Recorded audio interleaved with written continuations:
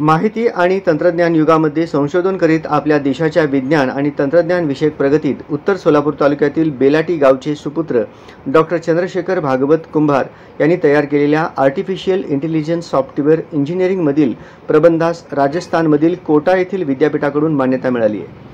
प्रतिकूल परिस्थितीवर मात करून एका छोट्याशा खेडेगावातील एका तरुणाने थेट आंतरराष्ट्रीय दर्जाचा अभियंता अशी ओळख निर्माण केली असून डॉक्टर चंद्रशेखर कुंभार आता PhD प्राप्त झाल्यानंतर डॉक्टर आणि शास्त्रज्ञ म्हणून सर्वत्र ओळखले जात असून त्यांच्यावर कौतुकाचा वर्षाव केला जातोय।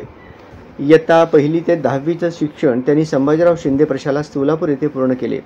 त्यानंतर सॉफ्टवेअर इंजिनिअरिंगमधील डिप्लोमा BMIT कॉलेज बेलाटी येथून पूर्ण केल्यानंतर पुण्यातून BA ची पदवी पूर्ण केली।